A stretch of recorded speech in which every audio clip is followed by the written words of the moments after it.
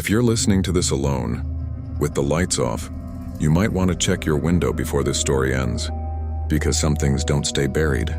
I've worked plenty of strange jobs over the years, but nothing compares to the 6 months I spent as the night caretaker at Blackwood Cemetery. I took the job because it paid well. Nobody else wanted it. Now I understand why.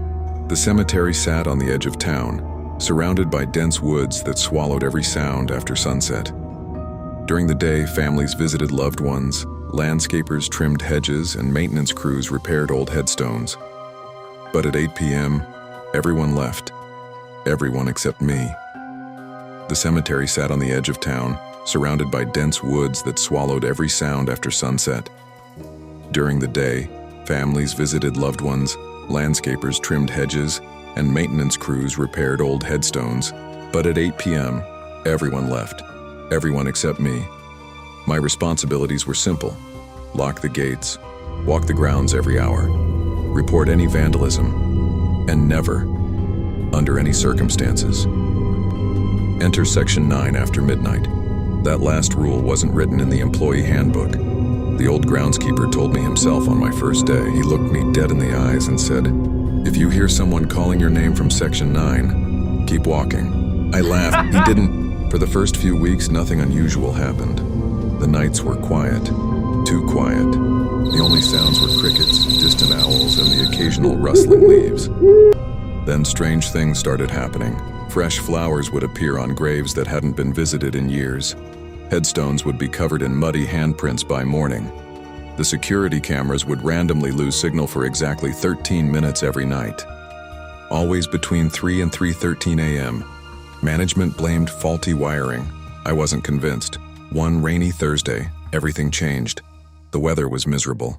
Heavy rain pounded the old oak trees while thunder rolled across the sky. Around 2:45 a.m., I grabbed my flashlight and started my routine patrol. The rain suddenly stopped. Not gradually, instantly, as if someone had switched it off. The silence hit me so hard my ears started ringing. No rain, no wind, no insects, nothing. Even the air felt wrong, like the whole cemetery was holding its breath. Then I heard footsteps. Crunch, crunch, crunch. Behind me. I spun around. Nobody. The path was empty. I kept walking. The footsteps returned, perfectly matching mine.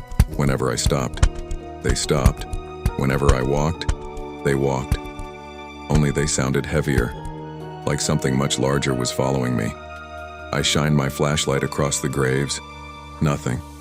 Then the beam landed on a fresh footprint. It wasn't human. It looked almost like a hoof, except it had far too many joints. I radioed the front office. Static. I tried my phone. No signal. The battery dropped from 84% to 1%, then died. That's when I heard someone whisper my name. Not from behind me, from every direction at once. Daniel. Soft. Gentle. Like my mother. My stomach twisted. My mother had died 5 years earlier. The whisper came again. Closer. Please help me.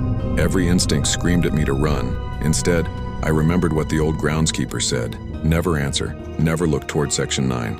Unfortunately, I looked. At the far end of the cemetery stood a figure between the graves.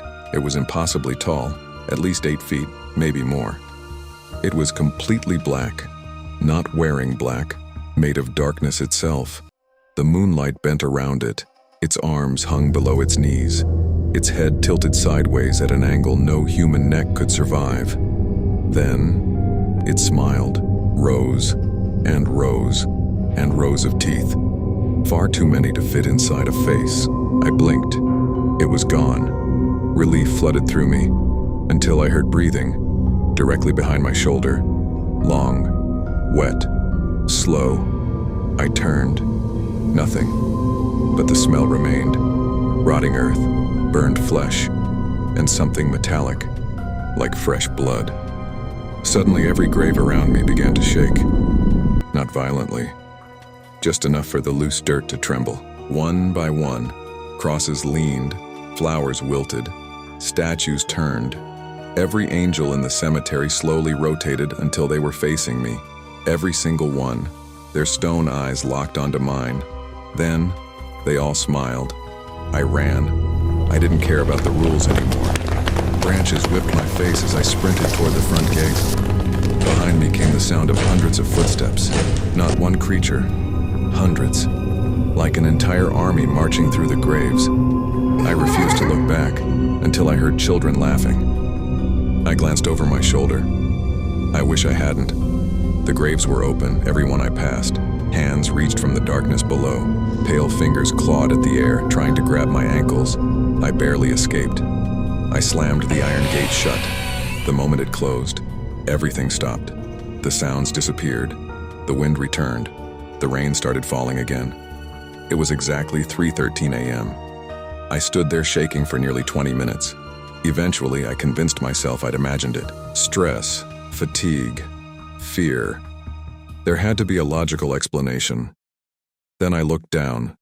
My boots were covered in black mud, mixed with tiny human fingerprints. The next morning, I reported everything. My supervisor didn't seem surprised. He simply sighed, opened an old filing cabinet, and handed me a folder. Inside were dozens of resignation letters. Every night caretaker from the last 20 years had quit, most after experiencing the exact same thing. Some described hearing dead relatives. Others reported seeing impossible creatures. One letter simply read, "It's learning our names." I quit that afternoon. Never went back. Thought it was over. I was wrong. 3 nights later, I woke to footsteps outside my bedroom window. Crunch, crunch, crunch. Exactly like the cemetery. I looked outside. No one. Then my security camera alerted me. Motion detected. I opened the recording. At exactly 3 in the morning, a tall shadow walked across my yard. It wasn't walking toward my house. It was walking away, as if it had just finished visiting, before disappearing into darkness. It stopped, turned toward the camera, and smiled. Rows and rows and rows of teeth. The footage corrupted immediately afterward. The police found nothing. No footprints, no signs of trespassing, nothing. Months passed. Life slowly returned to normal. Then I received a letter with no return address. Inside was a single photograph. It showed Blackwood Cemetery, taken from above, standing among hundreds of graves. Was me, except I'd never been there when the picture was taken. At the bottom, written in faded black ink, were 6 words. Night shift begins again tomorrow. I burned the photograph. The ashes wouldn't stay in the fireplace. Every morning, they reappeared on my kitchen table, perfectly arranged into the shape of a smile. If you ever find yourself driving late at night and you pass an old cemetery, don't stop. Don't answer if someone calls your name. And if you happen to see a tall figure standing perfectly still between the gravestones, whatever you do, don't smile back, because according to the old groundskeeper, the moment you return its smile, it learns your face. And once it knows your face, it never has to ask your name again.